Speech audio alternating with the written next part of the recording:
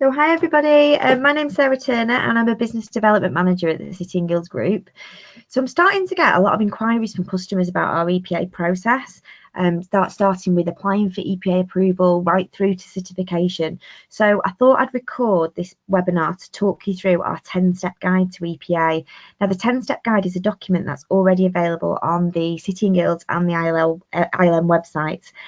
I also want to talk you through how to access any other key documents relating to endpoint assessment and the EPA process, and also talk to you about any support materials that we've produced for on-programme learning or to help prepare your learners for their endpoint assessment. So this webinar is going to be relevant for both City and Guilds and ILM apprenticeship customers, and it's relevant for anybody that's involved in the EPA process. So a plea from me, if you're listening to this webinar, I'd please ask you to forward it on to any other colleagues that are involved within the EPA process, as they may also find this helpful. So the focus for today, so I'm going to start off by talking about how to apply for EPA with ourselves, so how to complete an EPA application. I'm going to then talk you through how to access the EPA process documents and the EPA packs. Then the main body of the webinar is going through our 10-step guide to EPA, which is actually our EPA process. Then I'm going to move on to the on-programme resources for apprenticeship standards, and then there's a section at the end about how you can keep up to date. So let's start first of all with how you gain approval for our endpoint assessment service. Now, if you're already an approved centre with City and Guilds and ILM, you can make your application for EPA through the quality portal area of the wall garden. So you'll go onto the wall garden, you'll put your login details in, you'll select quality at the top of the screen, and then you'll select online forms. And as you can see under step number 4, there's a drop down on the left hand side, and you need to click on that and then choose either EPA application or ILM EPA application. You'll then complete the form. You click on create to create the form, fill the form out, and then press submit at the end. Now, in order to actually complete the form, you are going to need to know what the relevant EPA code is. So the EPA code is a 6-digit code that your exams or administration teams will use to register your learners with us for endpoint assessment. So, for example, the code for customer service practitioner is 9794-12. So please note that in many cases, this EPA code is a separate code to the mandatory or non-mandatory qualification that we've developed. So, for example, if you're using the new non-mandatory qualification that we've developed for customer service practitioner, you'd register your learners on 2 separate codes, one for the qualification, which is 2794-02, and then another one for endpoint assessment, which is 9794-12. And it's that second one, that EPA code, that you're going to need for your EPA application. If you do need approval to deliver the on-programme qualification, you'll also need to complete a separate form, which is a QAP approval form, and it's found in the same place as where you'll find the EPA application or ILM EPA application. You just choose qualification approval. Now, going back to the codes, I talked about the fact that there are 2 codes, one for the on-programme and one for the endpoint assessment. However, there are a few cases, so for example, hair practitioner, where the on-programme qualification code and the endpoint assessment code are the same, i.e. they only require a 1-point registration. Now, that's because for those particular standards, the qualification actually forms part of the endpoint assessment. So for those standards, you'll need to complete both a QAP approval and an EPA application using exactly the same code. Now, if you don't know what your code is and you need to find your code, I've added into the slide here an easy way to actually find the code. So I've put in a link to our apprenticeship standards page. So on that page, there's lots of information about all of the standards that we offer and endpoint assessments that we offer. And there's also a fact sheet under the sector drop downs for all of the standards. On that page, you'll also find the master list, and the master list, and I've put the link in there for you, is a list of all of the standards that we have an offer in. It lists what our on-programme offer is and what our endpoint assessment offer is for each of those standards, and it also lists all of the product codes. And as you can see from the image on the screen where the blue arrow is, that's how you'll find your product codes for endpoint assessment. Now, once you've submitted your EPA application on the War Garden and the approval has been processed, it tends to take about 3 to 4 working days, you'll then be able to register your learners with us for endpoint assessment. If you're a new customer and you want to use our EPA only service, i.e. you don't want to use any qualifications, just EPA, you'll need to complete an EPA only centre inquiry form. And on the slide, I've added in a link to the page where you'll complete the form for City and Guilds, and then a separate link where you'll complete the form for ILM endpoint assessments. If you want to offer additional qualifications, you'll need to apply for centre approval first, and I've put in the link to the help and support section. There's lots of information in there about how you do this. Okay, so EPA process documents. The next thing I just want to do is guide you through how to access all of our EPA process documents on the City and Guilds website. And please note that the documents are actually relevant for both City and Guilds and ILM endpoint assessments. Now, I'd highly recommend that everybody in your centre that is involved in the EPA process reads through the following documents. Now, I've put the link to the endpoint assessment page on our website at the top of the screen. However, if you don't have the link, you can actually just go to the search box on the City and Guilds website, which is in the top right hand corner, and you can type in endpoint assessment service, and it will also bring up that page as well. So once you got to that page, if you go to the process drop down, you will see 3 key documents. So the 10 steps guide, the EPA manual, and the EPA booking guide. So the 10 steps guide is what I'm going to go through with you today, and it's a nice visual of our process. Now, the EPA manual is the detailed wording behind the 10 steps guide, and it also includes all of our terms and conditions for endpoint assessment. Now, although I'm going to go through the 10 steps guide today, I won't be covering or have time to cover every single point that's within the EPA manual. So it's really, really important that after the webinar, you do go away and you have a thorough read through the document. And then at the end, lastly, there's a document there which is for exams and administration teams, and it's a guide on how to book EPA on the War Garden. And I'm going to come back to this document when I'm going through the 10 steps guide. Now, in addition to those 3 key documents, you'll see on the right-hand side of the screen, we've also produced some handy EPA checklists and guide. There's a guide for employers on how to choose an EPA organisation.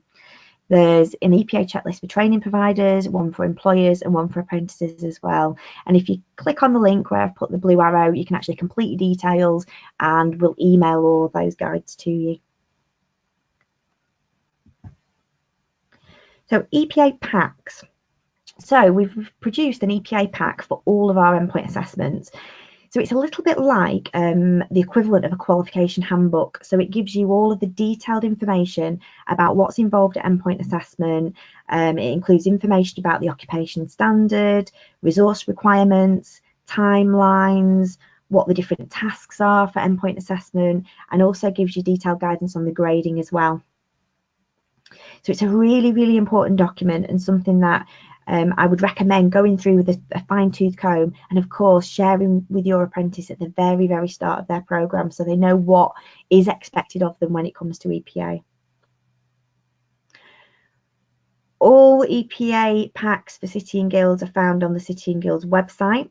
Now, to find the EPA pack, you'll go to the City and Guilds website, and in the search box on the top right hand corner, you'll add in the first 4 digits of the EPA code. So that's the same EPA code that I was talking about before when we were talking about EPA approval, but it's just the first 4 digits that you need to use.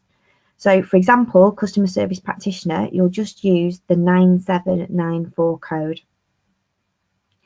That will bring up the EPA page, and then you'll go to the documents tab. And within the documents tab, you'll see all of the documents there as I've shown on the screen.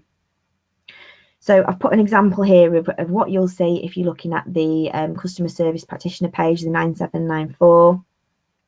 So you can see the EPA pack. Now, for some standards, we've actually pulled out the assessment pack recording forms, and as you can see, they're sitting here separately on the website. and any other associated materials that you might need. So for this one, we've got a customer showcase portfolio checklist, and we've got a showcase portfolio general guidance as well. Now, all the documents are password protected, and you'll only be able to obtain the password from Walled Garden once you've actually done the first stage, which is that EPA approval. So once you've got approval for the EPA, you can go onto your Walled Garden and you can find the password. If you're struggling or you don't have access to Walled Garden, please feel free to contact your City and Guilds contact. ILM customers can actually download the EPA pack, the recording forms and the sample test by logging into the Walled Garden as well. Okay, so I've now gone through how to apply for EPA approval, how to access all of our EPA process documents and the EPA packs, and I now want to talk you through the 10 steps guide, which, as I said earlier, is a visual of the EPA process. Now, to help you get to grips with EPA process, we've broken it down into 10 main stages, and I'm going to zoom in on each of those 10 main stages. So I think it's worth noting that the actions that are within the process are for providers, employer providers and City and Guilds. So lots of people are involved in this process. And I'm actually aware of some customers that have read through our 10 steps guide and our EPA manual, and then they've produced their own internal centre guide to the EPA process. So I'd really highly recommend that it's something that you do as best practice. So starting with step number 1. Now, the first thing you need to do is you need to register your apprentice on the Walled Garden using the same 6-digit code that you used for your EPA application. Now, it's completely up to you as to when you register your learners with us for endpoint assessment, as long as they're registered before the EPA booking, which I'll be coming on to in step 3. However, there are some major benefits of registering your learners with us at the start of their programme, so sort of the same time that you normally register them with us for their qualification. So one of the benefits is that within 3 working days of the registration, the learner will gain access to our EPA preparation tool, and I am going to come on to the tool in more detail later on in the webinar. So the EPA prep tool basically includes e-learning content that's relevant to the methodology of the endpoint assessment, but what it also now includes is lots of exemplar materials for endpoint assessment. So specific examples of the standard of work learners should be working towards to achieve either a pass or a distinction. So some really helpful documents within there. Another benefit of obviously registering your learners with us for EPA early is that it lets us know your requirement for EPA, so we can ensure that we've got the required resource available to carry out your endpoint assessment. Now, the great news is we only charge a really small upfront fee of £25 and then the balance after EPA has taken place. So, for example, if the total EPA cost is £550, we'll charge you £25 when you register your learner, and then the balance of £525 after EPA has taken place. So that's really good, so it fits in with your funding and really helps to support the college's cash flow. Okay, now moving on to step 2. Now this step is all about confirming that the apprentice is ready to go through what's called the gateway. Now that's usually at least 3 months before endpoint assessment is due to take place. The apprentice needs to go through the gateway before you move on to the next step, step 3, which is the EPA booking stage. Now the requirements of the gateway are different for every standard, but they're outlined in the relevant EPA pack. But in all EPA packs and assessment plans, it is the employer who ultimately decides whether the apprentice is confident and occupationally competent to take their EPA. To confirm that the gateway has been reached, the employer and provider must hold what's called a gateway meeting with the apprentice to confirm that they've gained the required level of knowledge, skills and behaviours, along with any mandatory qualifications and, where appropriate, maths and English at the required level set by the apprenticeship standard. To confirm that the meeting's taken place, the employer, provider and the apprentice must complete what's called a gateway declaration form. Now, the gateway declaration form is different for every standard and it can be found in the relevant EPA pack. So just to reiterate, before you move on to step 3, You need to confirm that the apprentice has met all of the requirements of the gateway and that you've got evidence of this, which means achievement of maths and English qualifications, a completed and signed gateway declaration form, and in some cases, achievement of the mandatory qualification, obviously if that's applicable. It's probably also worth mentioning at this point that as per the ESFA funding guidance, the on-programme activity needs to be at least 12 months and 1 day from the start of their programme. Step number 3. Now this step is all about the EPA booking stage, which is done via the walled garden. As I mentioned at the start of the webinar, we have produced a walled garden guide to booking EPA, which is available on the website, and I've put the link in on one of the earlier slides. Now you do need to refer to this slide in order to complete this stage of the process. When you complete the EPA booking on walled garden, you'll be able to choose a date range for EPA to take place. For most endpoint assessments, we require a minimum of 60 to 90 days notice, and this is so we've got enough notice to plan our resource. So the other important point to note here, I think, is that when you're on the walled garden and you go to do that EPA booking, you'll be provided with a date range, but it's by calendar month. So it's only going to be either the 1st to the 31st of Jan or the 1st to the 28th of Feb. So it's a full month. It doesn't cut off partway through the month. So when you're coming to do your planning and you're planning your programme length, you need to remember to include this EPA notice period in your programme length on the ILR. Now, it is down to yourselves to set the appropriate programme length. And remember, obviously, that timeliness has now been removed for standards, so that's no longer a consideration. However, it's obviously important to meet the end date that you've set to ensure that the programme is cost effective and it meets the expectations of all parties involved.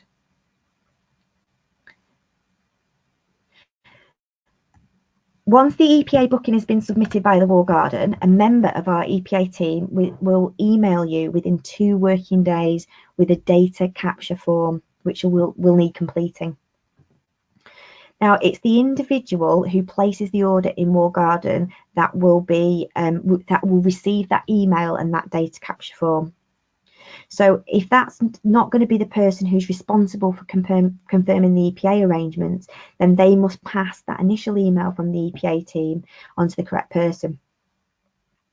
The data capture form asks for information such as employer information, where you'd like the EPA to take place, details of the person who will be the point of contact at the time of EPA, and the named contact who the EPA team will liaise with to arrange EPA.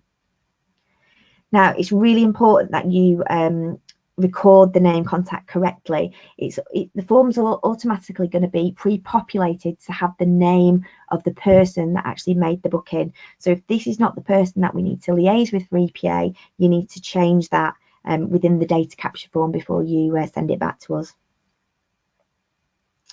So the data capture form needs to be sent back to us by email to the EPA team, so epa@cityandguilds.com, within 5 working days of the form being issued, and then you can move on to step 4 of the process.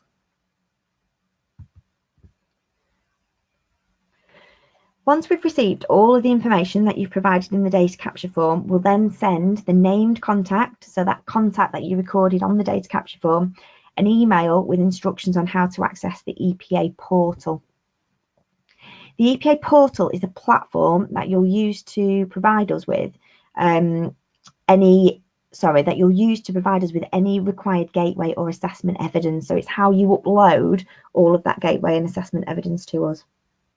It is easy to use. However, if you do feel that you need any further guidance or support or training, please don't hesitate to get in contact with us. Within 10 working days of gaining access to the EPA portal, you're then required to upload the gateway evidence. So going back to step 2, the gateway evidence includes the signed and completed gateway declaration form, evidence of maths and English or exemption evidence if that's applicable, and then copies of any required gateway evidence as outlined in the assessment plan or the City and Guilds and ILM EPA packs. So that might be if there's a mandatory qualification as part of that standard, you've got to include evidence of achievement of that qualification. Just a point to note here as well is that unfortunately, if you don't manage to upload that gateway evidence within 10 working days of receiving access to the tool, unfortunately the booking will be cancelled off the system, and then you'll need to move back to step 3 again. So I'd say that in terms of best practice, it's probably always worth making sure that you've got the required evidence for gateway in place before the EPA booking actually takes place. Step number 5. Now, once we've received and checked your supporting documents and checked these against the gateway requirements, we'll then make contact with the named contact to agree the exact date and time that EPA is due to take place. Now, as long as there have been no delays in the process and in receiving the information from you that's required in steps 1 to 4, that date will be within the original date range that you selected when the EPA booking was made. It's at this point that we'll also agree any relevant deadlines for assessment evidence, which I'll kind of move on to in step 6. And we'll confirm any resource and equipment requirements as well. So any sort of requirements for the EPA site. We'll then confirm the booking via an electronic booking confirmation form, and that will be sent within 3 working days to the named contact on the data capture form. The named contact will then need to check that the details provided on the booking confirmation form are absolutely correct. This form then needs to be signed and dated and returned within 3 working days to the EPA team. Now, there are some instructions within the EPA manual on what you need to do if any amendments are required. And it's worth noting here that there is an admin fee for any amendment requests that come in after the details have been finalised. So all the information is within the EPA manual. So I'd really recommend reading through that. The EPA manual also outlines any cancellation charges that you may be liable for if the EPA is cancelled after this point. Now, depending on the apprenticeship standard and the type of EPA that's required, there may be knowledge test assessments that you must ensure that the apprentice completes as part of their EPA. So in line with the ESFA funding rules, the knowledge test, no component of an EPA, including the EPA knowledge test, can be taken before the minimum duration of 12 months and 1 day from the start date recorded on the ILR, before the gateway has been passed, or before a booking has been confirmed with the EPA team. So just to clarify, if there are knowledge tests that are relevant for this standard, they cannot be taken before 12 months and a day, before the gateway has been passed, or before the booking has been confirmed with the EPA team. So this is the stage where you should be booking and the learner should be sitting their EPA knowledge test.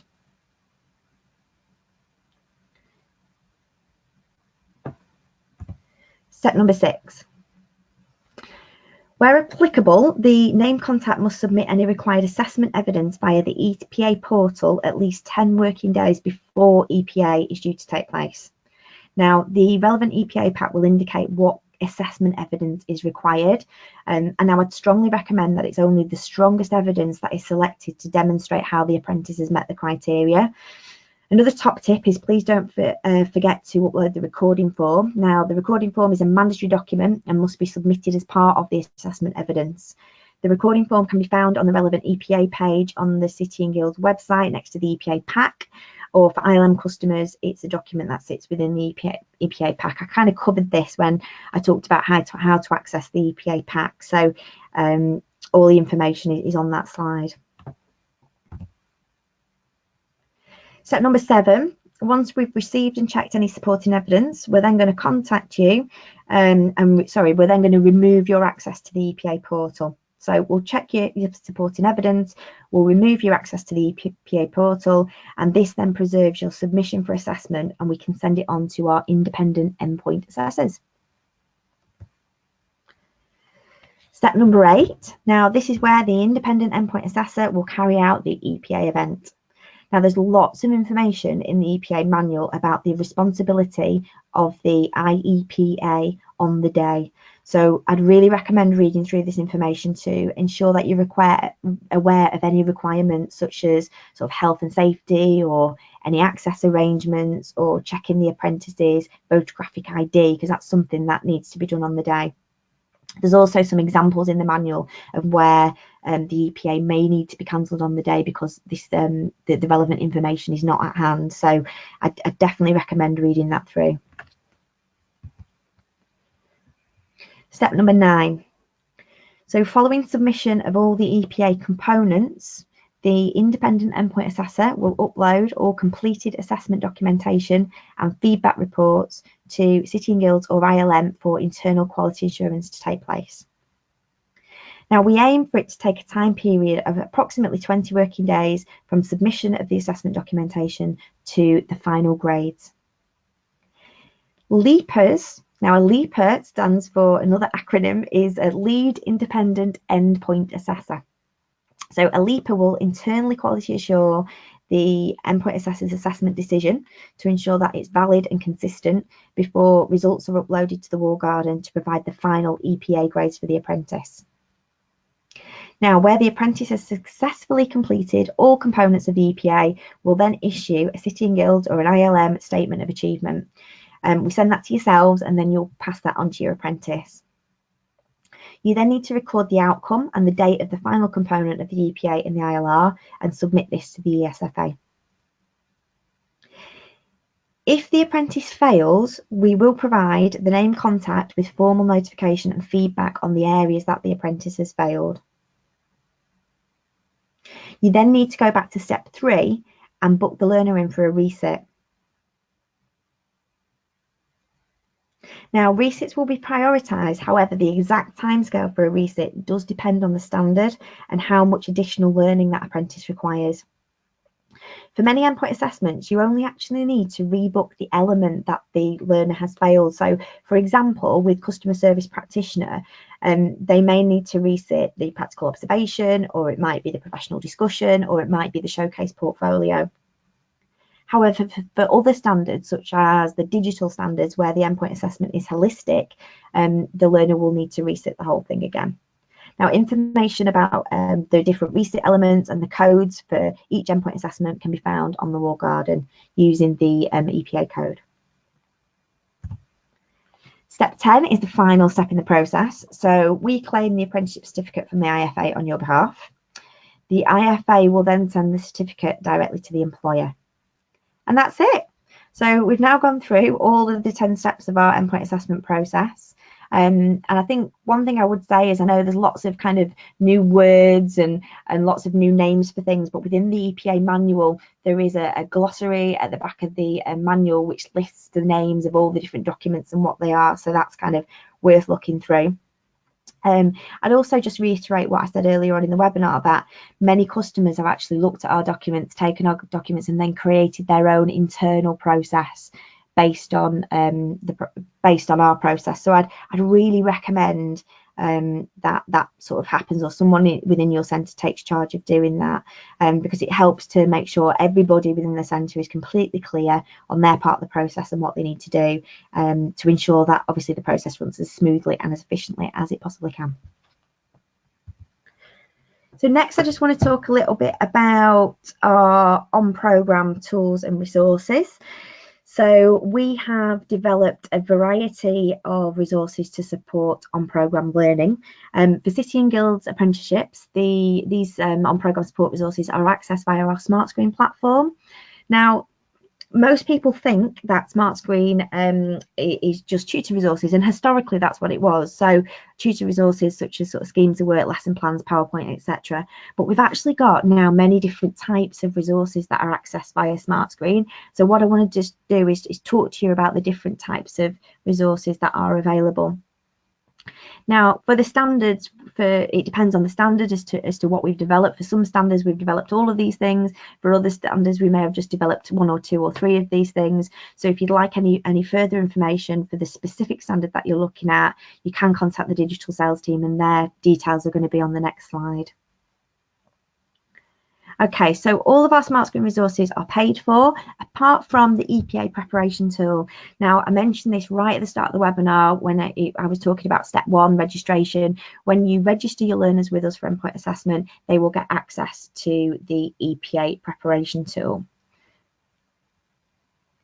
So in brief, The tool includes e-learning content for the learner that's relevant to the methodology of the endpoint assessment. So, for example, if they've got to complete a presentation as part of their endpoint assessment, there will be e-learning content in there about how to deliver a presentation. So the tool's specific to their apprenticeship, but then it's also further tailored to the individual because it asks them a series of questions about their sort of past skills and experiences. What we've also done now is we've downloaded a whole set of exemplar materials that sit within the tool, and these are exemplar materials for EPA. So they're specific examples of the standard of work learners should be working towards to achieve either a pass or a distinction. Some of the tools now also include LEPA reports. So I mentioned LEPA before as Lead Independent Endpoint Assessor. So these reports are a little bit like a Chief Examiner's report. So they highlight areas of good practice as well as areas for improvement for each assessment method that's within the standard. In addition, the report offers recommendations and advice for employers and providers. So within time, once we've had a certain volume of EPAs go through, these reports will be available for each endpoint assessment and will sit within the relevant EPA prep tool. We've also got apprenticeship training manuals. So this is another type of resource that's accessed via our SmartScreen platform. We tend to have developed training manuals where there's no mandatory qualification as part of the standard. So the ATMs are mapped to the skills, knowledge and behaviours within the standard. They give full coverage with exercises and tasks that prepare apprentices thoroughly for assessment. They're available in a writable PDF format and they are accessed via SmartScreen. At the front of the training manual, there's information about the standard, about the endpoint assessment, and how it works. And then there's a mapping document to show how the ATM is fully mapped to the standard. We even include a maths and English grid as well. So we've had some really, really good feedback about our ATMs as they really help to provide that structure and can support the 20% off the job element. So tutor resources, I touched on this earlier. So for many of the mandatory and non-mandatory qualifications that we've developed for the standards, we've also produced tutor resources, which are schemes of work, lesson plans, PowerPoints, activities, and handouts to support the delivery of the qual. So all documents are available in Word and PowerPoint, so you can add content to them, you can copy and paste information into your own documents if you've got sort of specific templates that you need to use, and they are a really fantastic starting point for delivery and can save you hours of development time. For many of the areas, we've also now got enhanced SmartScreen packages. So enhanced SmartScreen packages are for learners as well as delivery staff. They include e-learning courses and e-learning bites, so videos and quizzes and things like that to support your face-to-face delivery methods, or obviously for that blended learning approach, because they can be accessed 24/7 from a range of mobile devices and again can support that 20% off the job element. Now, most of our enhanced SmartScreen packages also include the tutor resources, so there's no need to purchase them separately. Before I move on to how to access these resources, it's probably worth just mentioning that we've also developed a lot of content within SmartScreen for maths and English, tutor resources and enhanced SmartScreen as well. And also induction content, so there's lots of things in there about health and safety, prevent, British values. So if you'd like to see any of that, please contact our digital sales team. So I hope you can see that we have developed a lot of material and we've really thought about the different resources that you might need to support you with the delivery, which will hopefully save you some time and help to fully prepare the apprentice for their endpoint assessment. How to access SmartScreen. So as I mentioned earlier, SmartScreen are paid for resources apart from the EPA preparation tool. Now, if you've already registered your learner with us for endpoint assessment and you don't have access to the EPA preparation tool within SmartScreen, please contact your SmartScreen administrator. Now, if you don't know who that is, then please contact the digital sales team and they'll advise you. If you'd like to make an order or you'd like to see any of the resources I've spoke about today, again, it's the digital sales team that you need to contact. Now, if you've used SmartScreen in the past or you use it currently, you should have a SmartScreen administrator, and it's your administrator that can set up new users, which could be a tutor, it could be a learner. They can allocate resources to users, And that's one thing I really want to point out today, that if you've got an login for SmartScreen, it doesn't automatically mean that you get get access to every single resource. Your SmartScreen administrator still needs to allocate the resource to you. So in some cases, it might be that the EPA prep tool has been added to your SmartScreen platform. However, your SmartScreen administrator hasn't actually allocated that to you. So I have had added in here our simple user guide on how to sort of set up new users or how to create new SmartScreen administrators and allocate products. Tools to support delivery. So we've got a really wide range of tools to support the delivery of your apprenticeships, and I'm not going to go through these in detail today. However, if you'd like a demo of any of these resources, again, please contact the digital sales team. So the first one is our fantastic Learning Assistant ePortfolio. And we've actually done a lot of recent development work to support the delivery of the new standards. So we've built in the apprenticeship training manuals that I spoke about earlier. We've actually built those into Learning Assistant. So if you are a Learning Assistant customer, you can get the ATMs built into LA free of charge. So you've no need to purchase the ATM separately. So it is a really cost-effective way to track the assessment workflow and also access all that content within the ATM. And there's often a misconception that you can only use Learning Assistant if you are a City Guilds customer, and that's not correct. You can actually use Learning Assistant with any awarding body qualifications. The other thing to let you know about Learning Assistant is that we've just introduced a brand new 20% off the job calculator, which sits within LA. Get to Gateway is our new off-the-shelf learning and assessment content platform. So it tracks learning, it tracks the 20% off the job, and it also includes specific content for the standard. It's now live for customer service practitioner and business administrator. So if you'd like to have a demonstration, or if you'd like to take part in a supported trial, please contact the digital sales team. And if these supported trials go well, we are looking to roll Get to Gateway out for all of the other standards as well. So Pivot is our one tool for all apprentice and levy management, which includes an MIS system. As well as engaging content mapped to the standards, Pivot guides new and existing apprentices from start to finish. So if you've got over 100 apprentices or more a year, it makes it really easy to track progress and manage your whole entire apprenticeship programme. And last but not least is our Skill Zone platform, which is our e-learning content that helps prepare learners for the practice and application of those important soft skills and behaviours, which are now obviously very important within the standards. As learners work through the platform and complete the skills, the content, they'll be awarded with what's called a digital badge, which they can then add to their social media sites or their online CV, which is actually provided within the platform. For ILM management apprenticeships, we have our Solar system, which is our complete online management system. It monitors learners' progress, forecasts success rates, and plans interventions to keep your cohort on track. If you'd like a walkthrough, please click on that link and somebody in the team will contact you to set that up. Illuminate our workbooks, which support the delivery and assessment. And again, if you'd like a preview of those workbooks, please follow the link and we'll get in contact with you.